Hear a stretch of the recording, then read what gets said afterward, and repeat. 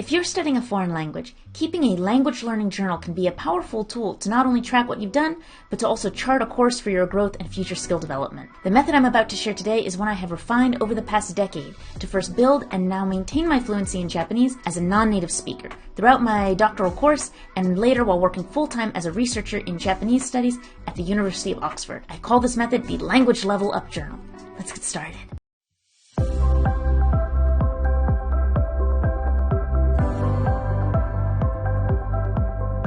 Many language journals on the internet emphasize keeping track of what you've done in a to-do list or a diary-style format. And this is also how I used to keep track of things about what I've done and what I plan to do. These can be great for motivation, but not always the best for actually giving you an idea of where your studies are headed and what you need to do to improve. The Language Level Up Journal is a bit different in this respect. You keep track of the time that you spend in key categories, like many other language journals, but you also keep track of the difficulty level. It's keeping track of this difficulty level that gives you an idea of where you need to focus your attention in the future and what you need to do to improve. Keeping track of the difficulty level, I think, can also help you avoid the dreaded language plateau, which is common experience for many intermediate and advanced language learners, which is when your progress starts to slow and you're not quite sure of the next steps. Before we take a look at the chart, take a moment to think about what your language learning goals actually are. Now, these goals don't need to be overly specific at this stage. For our purposes, the objective is to break your goals down into the key categories that comprise the language objectives you're trying to reach. So for example, for me, I am a professional researcher in Japanese studies and my specialty is 19th century Japanese history. The skills that I most want to maintain and improve are speaking, listening, reading/writing, and translation skills, as well as kuzushiji. And then I lump everything else into a different category I just call general study if I don't quite know what to do, where it fits in those other categories. So as you can see, these are the key categories that I outlined, and I've made each one of these its own column. Depending on your goals, you might want to adjust these. So for example, if you were working on calligraphy, you might want to make this category calligraphy. If you are studying for a test, then I highly recommend that you make test prep its own category, simply because it's a bit of a different skill than normal reading, speaking, or writing in a language. You might be studying questions or taking practice tests or something like that. I'll make all these categories sync up just for our purposes today, and you can see I added some numbers in advance. So when you input your total for the day, let's say I want to add 5 minutes for writing, equals sign, so that Excel knows that it's a formula, equals 5, and I'll add 30 minutes for reading. Now as you can see, these amounts are automatically tabulated at the bottom of the screen, and these are your weekly totals for how much you did in that skill category per week. And this is a great way to see and adjust your weekly goals. And I might make a separate video about how I set my weekly and monthly language goals in case anyone is interested. If we scroll all the way to the left of the screen, skipping over some things that we'll get to in a moment, you'll see here the monthly totals are indicated here, and I abbreviated the titles using emoji, so the lips for speaking, pencil for writing, do whatever you like, and you'll see all the monthly totals are listed right here. Then if you go down here, the yearly totals are also listed. Now because this is a demo version, I just started it with a July start, but these will all sync up when you use it yourself. Then here you can type in your monthly goal for how much, let's say you want to try to speak in 1 month, and as well as your yearly goal. You could also make this a formula and let's say just take your yearly goal and divide it by 12 or divide it by the remaining months, whatever you like to do. And then this number at the bottom is the amount of time you've spent in all your skills in one language. Now, obviously right now, since it's a demo, there's not much here, but as you start building the chart, it gets to be quite an exciting number. Okay, now let's go to these two columns. So this is the content column and the actions column. In my personal journal, I like to make all the titles and everything in Japanese to keep with the spirit of language study. So this column in my Japanese one, I call it the Nagara column. Nagara meaning while. So I keep track of things that I listened to and the topics I listened to while I was doing something else. So that's an audiobook I listened to while exercising, or a news program or something that I watched while, I don't know, on a plane or something like that. So for something like this, listening was not my primary focus. I like to distinguish between when I'm actively engaged and when it's something I have on in the background while I'm doing something else. So these actions are when I'm directly engaged. So something like speaking with a native speaker friend, or having a challenging discussion, or writing an email to a colleague, something like that. And that's when I put it here. Now there's a reason to keep track of these contents beyond simply tracking for tracking's sake. Now, here on the left, we have the output column and the input column. I've indicated what I believe to be output, so I am producing language. That's, to me, speaking, writing, kuzushiji, because I use it in my work and can translate that way. Other translations. And then input is when I'm receiving the Japanese. So that's listening and reading for me. I don't make general study its own category simply because I don't do that as much anymore. That's just the kind of etc. column. But if you're actively engaged in studying, like studying a grammar textbook or something like that, you might want to make that type of column.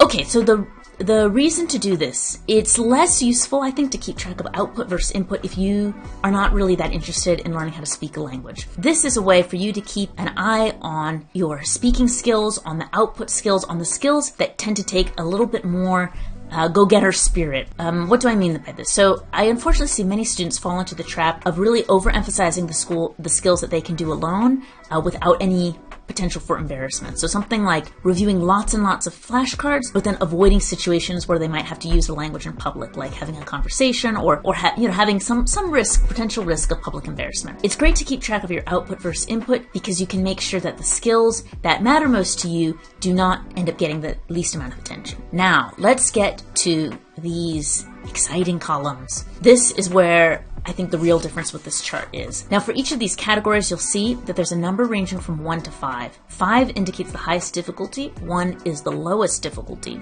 But you'll see that these do not necessarily correlate with the time numbers on the side. So I'm gonna make a change here.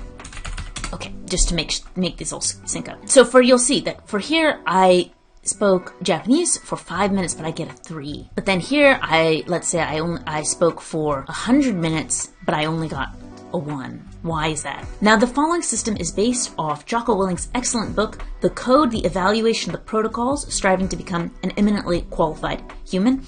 I'll post a link for it in case anyone's interested. It's a great book about goal setting, about how you self-evaluate your progress.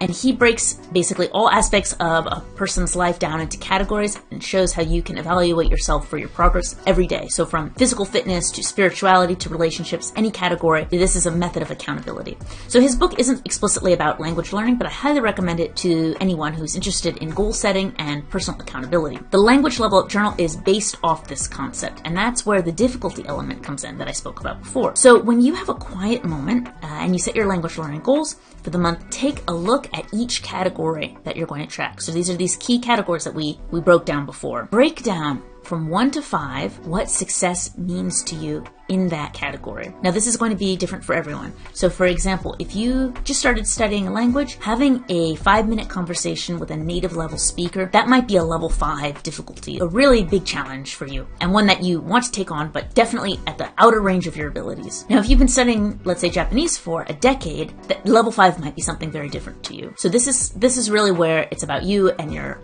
personal comfort and also your language experience. I'll say that generally, level 1 should be something that requires minimal effort. So that's you open up your Anki flashcard app, and you do 1 flashcard. That's a 1, absolute minimum activity. So that to me would be something like a level 1. Level 5 is the physical equivalent of running up a muddy hill, physically, emotionally exhausted, gasping for breath, unsure if you were going to make it. It should be that level of really difficult challenge where you spend most of the time in the middle of the challenge not knowing if you'll actually succeed. At the end of the week, your difficulty rating is compiled, and then all of these difficulty ratings will go into the difficulty rating of the month, which is tabulated up here. Now you'll see that these have some kind of error sign, but that's just because there's nothing in them now. And once you add things, it will come. It will automatically tabulate. Now, many of us who study in a foreign language, I think, can be quite hard on ourselves. So I always give myself a 2 in a category if I do at least 1 hour of it. So even if I'm just reading, like some manga that is no challenge for me, I give myself a 2 as a reward for the amount of time spent. If I do anything involving a native speaker, I give myself a 3. So here's an example. I just said hello. If I just say hello to a colleague, the conversation has no real difficulty level. It's just, oh, hello, how are you? See you.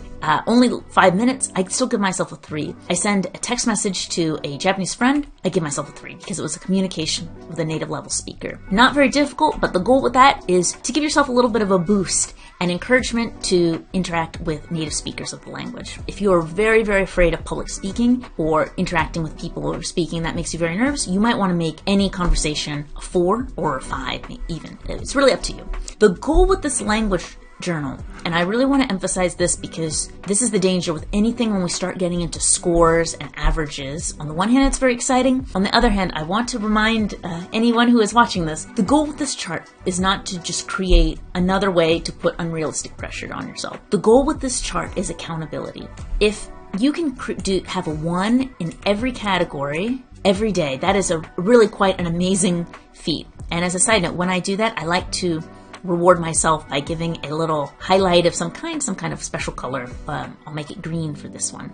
Or lately, actually, what I like to do is I give it a border all around just to make it stand out from the others. I used to color code them, basically using, rainbow chart like this, like where I'd make 1 orange. If there was a 0, it would be red, and I'd give 4. But I actually decided that I thought that it looks a little bit better just to have the colors this way. Now remember, it is not realistic to expect to get a 5 in every category every day. Even if you are a full-time student, unless language study is the main focus of your waking hours, it may be unrealistic to think that you'll be scoring a 5 in every category every day. And it also might not be the most sustainable or healthy strategy for your language study. So for example, if you wanted to improve your physical fitness, would you say, great, Monday I'll run a marathon, Tuesday I'll climb Mount Fuji, and Wednesday I will swim a 10K? Hopefully not. That schedule sounds neither healthy nor sustainable, and also probably isn't a lot of fun. Studying is the same, especially if you want to enjoy the process. And remember, those level 5 goals that we set are the linguistic equivalent of climbing Mount Fuji, of doing something that really pushes you to your limits. As I said, the goal with this is accountability. For example, if you want to get better at speaking, but then at the end of the week, you look at your chart and you see that every day that week, you only spoke at a level 1 level, maybe you only spoke for 5 minutes each day. And if improving your speaking is your main goal, you can go back and see and say, well, let's see. I'm actually not putting in the difficulty level or the time level that it's going to take for me to get to the next level of my speaking ability.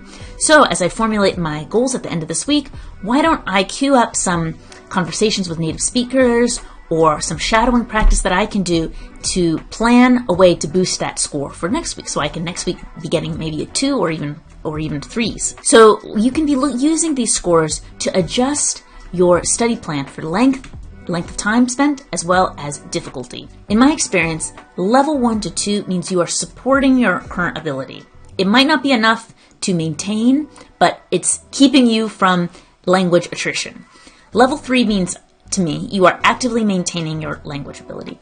And level 4 and 5 means you are pushing a little bit beyond your comfort zone and you are actively growing. This is where the Nagara, the content column, then suddenly becomes useful. Because let's say you're putting in a lot of time, but your listening scores, you are continually maybe under 2.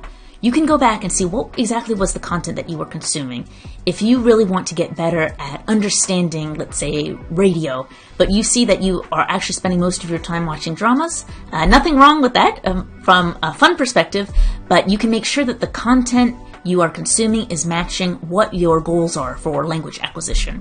Building skills takes time and patience, and taking small steps every day will help you improve faster than one enormous leap once a month. It's also important to know that sometimes it will be everything you can do just to get a 1 on the board, and that's okay. For example, last summer, I was finishing my forthcoming book about samurai, and I knew that during that time, basically everything else in my life had to go on the back burner. During that time, I did not score higher than a 2 in any category, and that was okay, because I knew that my priority was something different for that period of time. You can save yourself a great deal of frustration if you are honest with yourself in the beginning about how much time and effort you have to dedicate towards language study during a certain period of time. Please also don't forget to be kind to yourself. Language learning is a lifelong journey, so let's be kind to ourselves. Let's enjoy the process as we take steps both large and small. I hope this video was helpful. I hope this chart provides you with a new and rewarding way to track your language learning process. The free download link is available in the comment box below, and if while you're using the chart you think of some new idea that you think could improve this process for others, please do share in the